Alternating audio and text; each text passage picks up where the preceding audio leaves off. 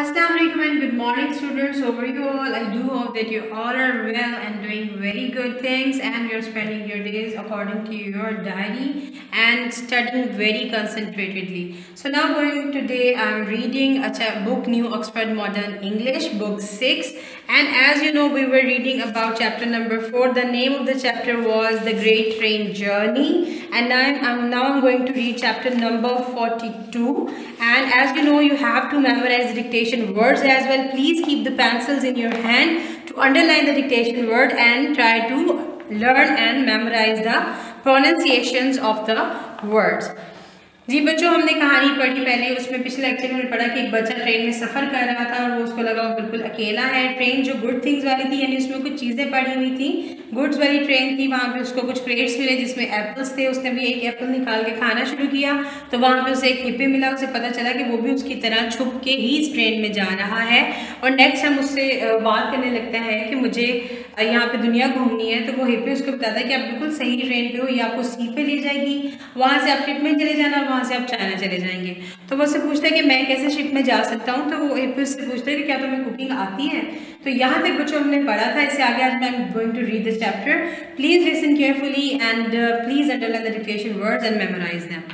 जी Yes, said Sajid untruthfully. Sajid ने सच्चाई ना का सामना ना करते हुए, सच ना बोलते हुए कहा जी हाँ। Can you scrub a deck, क्या तुम डेक की सफाई कर सकते हो। डेक बच्चों तख्ता होता है। वाई नॉट, क्यों नहीं। Can you sell a ship, क्या तुम एक शिप चला सकते हो। आई कैन सेल एनीथिंग, मैं कुछ भी चला सकता हूँ। Then you'll get to China, फिर तुम चाइना चले जाओगे। सेट द मैन, उस आदमी ने कहा। Sajid finished his Apple, Sajid ने अपना सेब खत्म किया। Took another from the crate, और एक और क्रेट के अंदर से उसने सेब उठा लिया। And dug his teeth into it, और अपने दांत उसके अंदर गाड़ दिए।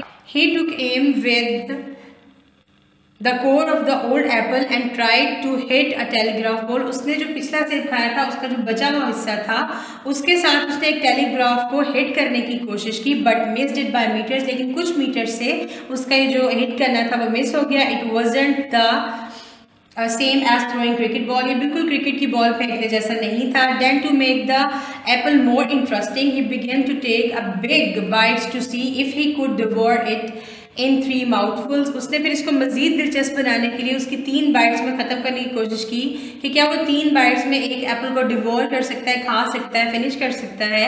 But it took him 4 bites to finish the apple, लेकिन उसे 4 बाइट्स में एप्पल उससे ख़त्म हुआ। So he started one another, फिर उसने एक और एप्पल पे ट्राई शुरू की।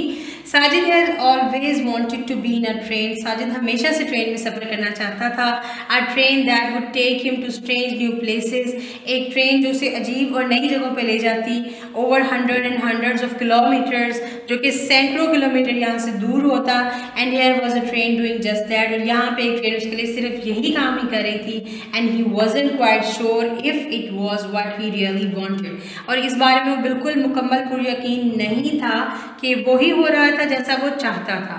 The train was coming to a station, train एक स्टेशन पे आई। द इंजन विसल्ड, इंजन ने सीटी बजाई। विसल्ड का मतलब होता है बच्चों सीटी बजाना। स्लोड डाउन, रास्ता से रुकी। The number of railway lines increase, जो रेलवे लाइन्स थी वो बढ़ना शुरू हो गई। इंक्रीज का मतलब होता है बढ़ना।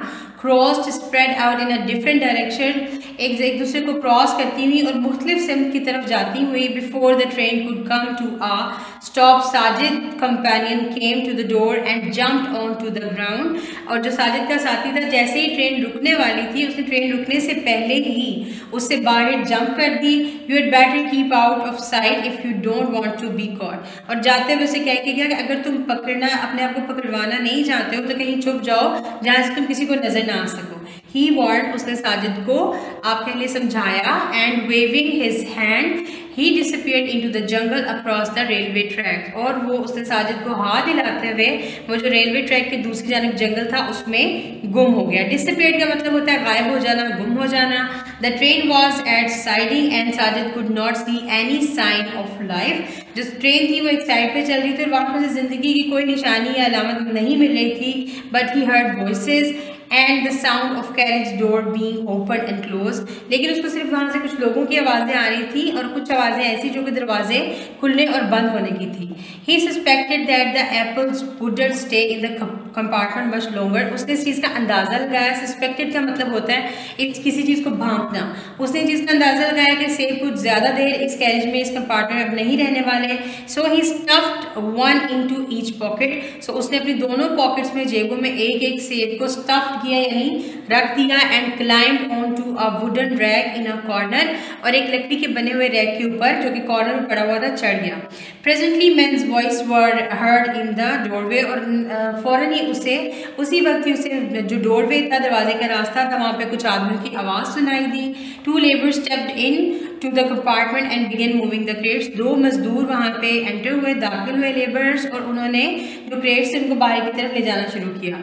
स्टेप्ड इन का मतलब होता है किसी चीज़ के अंदर दाखिल होना, जैसे रूम में दाखिल होना।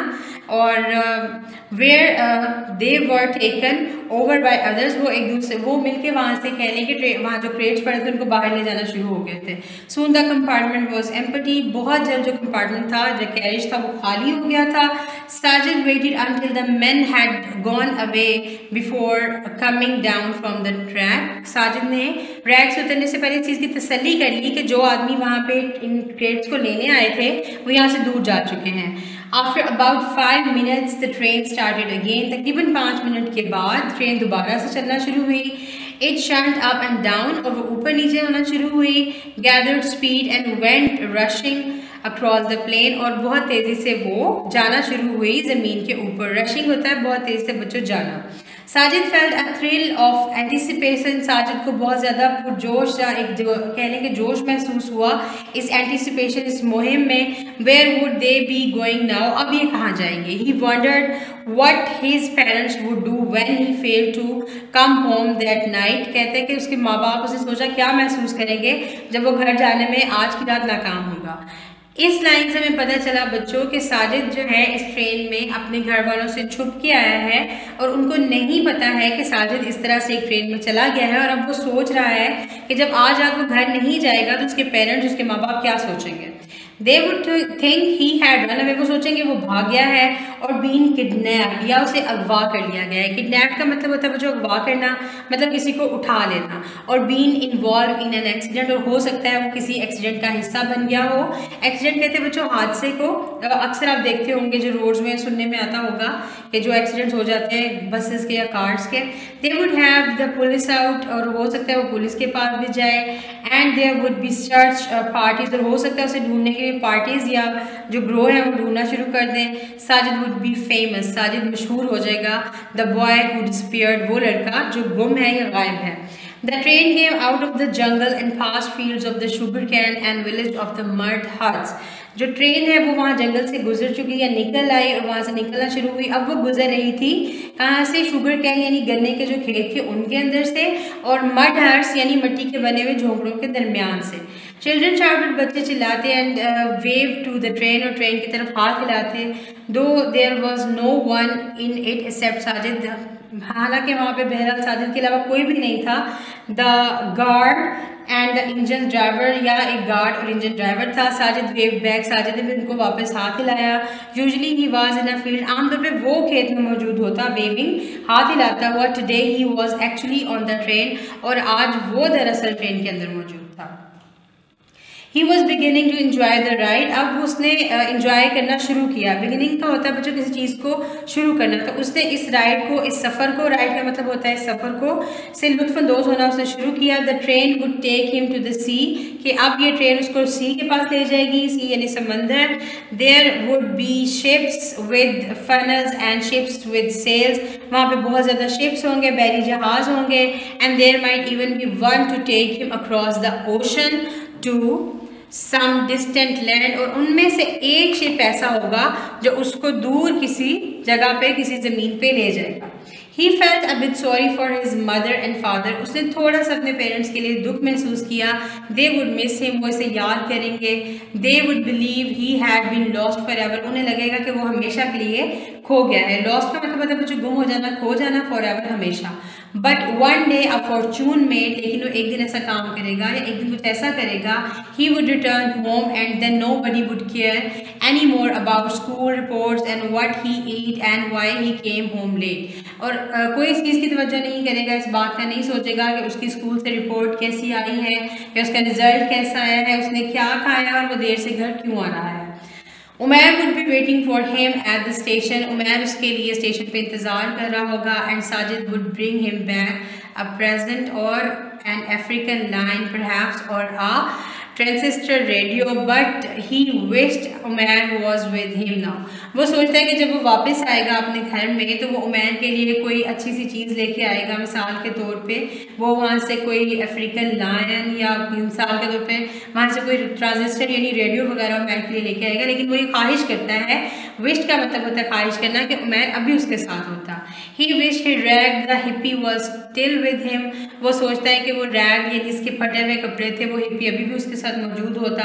And adventure was always more fun when one had company. एक मुहिम जो होती है, एडवेंचर मुहिम को कहते हैं, वो ज़्यादा दिलचस्प लगती है जब कोई आपके साथ देने के लिए मौजूद हो। He had finished both apples by the time the train showed signs of reaching another station. जब तक ट्रेन किसी दूसरे स्टेशन पे पहुंची, वो अपने जेब में मौजूद दोनों सेब खा चुका था। This time it seemed to be moving into the station itself. ऐसे लगता था कि जैसे अब वो एक और स्टेशन में पहुंच चुकी है। नॉट जस्ट अ साइडिंग, कोई स्टेशन है, कोई ऐसा वीराना नहीं है जैसे पहले वो वीराने पे रुकी थी जहाँ से ट्रेड्स को उतारा गया। अब वो एक ऐसे स्टेशन पे आई है जहाँ पे लोग मौजूद थे। It pass a lot of signals and buildings, advertisements board before slowing to a halt besides a wide familiar platform. वो देखते हैं कि बहुत से घर वहाँ से गुजरते हैं, एडवर्टीजमेंट के बोर्ड जो होते हैं मशहूरी के लिए, इश्तिहारात के लिए, वो भी वहाँ से गुजरे और उसे लगा कि ये प्लेटफॉर्म फेमिलियर, कुछ जाना पहचाना है। और एडवर्टीजमेंट का मतलब होता है किसी चीज़ का इश्तिहार। बिल्डिंग्स आप जानते हैं इमारत को कहते हैं। Sajid looked out of a door and caught sight of the board bearing the station's name. उसने बाहर की जानिब देखा और एक बोर्ड की तरफ देखा जिसके ऊपर स्टेशन का नाम लिखा हुआ था। He was so astonished that he almost fell out of the compartment. वो ये देख के बहुत ज़्यादा हैरान हो गया, इतना कि वो अपार्टमेंट से, इस कंपार्टमेंट से बाहर गिरने वाला था। Astonished का मतलब होता है हैरान हो जाना। He was back at his hometown. वो वापस अपने ही घर के पास, अपने ही घर के स्टेशन पे मौजूद था। After traveling for 40 और 50 miles, 40 और 50 miles 40 से 50 माइल का सफ़र करने के बाद वो दोबारा अपने ही घर के स्टेशन में मौजूद था। Here he was home again, यहाँ वो था दोबारा घर में। He couldn't understand it, वो ये समझ नहीं पाया था। The train hadn't turned, train नहीं मुड़ी थी। Of that he was certain, और इस मामले में बिल्कुल पूरी यकीन था। And it hadn't been moving backwards, और ना ही वो पीछे की जानिब चली थी। He was certain of that too, वो इस मामले में भी मुकम्मल पूरी यकीन था। Certain का मतलब जो होता है किसी चीज़ के बारे में पूरी यकीन होना। He climbed out of the compartment and looked up and down the platform, वो उस कंपार्टमेंट से बाहर आया और उसने ऊपर नीचे चीज़ों को देखना शुरू किया। The engine had changed hands, जी हाँ, इंजन के किनारे बदल चुके थे। It was only the local Apple train. Local का जो मतलब होता है मुकामी, ये एक छोटी सी मुकामी सेब की ट्रेन थी। साजिद ग्लोवर्ड एंग्रीली, साजिद बहुत गुस्से से थोड़ा सा चिल्लाया। At every one on the platform, हर उस शख्स पे जो प्लेटफॉर्म पे मौजूद था। It was though the rest of the world had played a trick on him, ये बहुत मुश्किल चीज़ थी। उसे लगा कि पूरी दुनिया ही उसके ऊपर कोई चालाकी या खेल रही है या उसको बेवकूफ़ बनाया जा रहा है। He made his way to the waiting room and slipped into the street through the back door. वो वेटिंग रूम की तरफ गया और वो जो पीछे की तरफ रास्ता था, पीछे की तरफ दरवाज़ा था, उसके ज़रिए वो अपनी गली में उतर गया। He did not want a ticket collector asking him awkward questions, वो नहीं चाहता था कि टिकट कलेक्टर उससे अजीब से सवाल पूछे।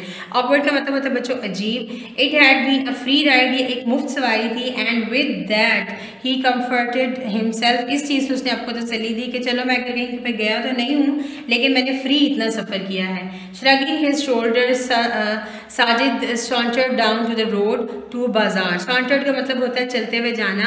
अपने कंधों को झटकते हुए साजिद नीचे बाजार की तरफ चलना वाले रोड पे चलना शुरू हुआ। Someday एक दिन he thought उसने सोचा he'd take train and really go somewhere and he'd buy a ticket just to make sure of getting there। कहते एक दिन ज़रूर मैं उस जगह पे जाऊंगा और यकीनन मैं टिकट खरीद के जाऊंगा ताकि जहाँ मैं जाना चाहता हूँ मैं वहाँ पे पहुँचा दिया जाऊँ। आई एम गोइंग एनीवेयर एवरीवेयर, मैं हर जगह जाऊँगा। ही सेड फायरसली, उसने बहुत गुस्से में कहा। फायरसली का मतलब होता है गुस्से से कहना। आई एम गोइंग एवरीवेयर, हर जगह जाऊँगा। And no one can stop me, और कोई मुझे रोक नहीं सकेगा।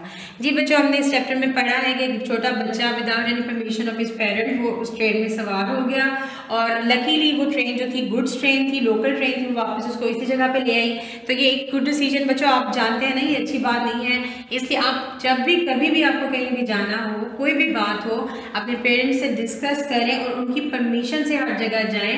इस तरह से अकेले कहीं पे भी नहीं जाते।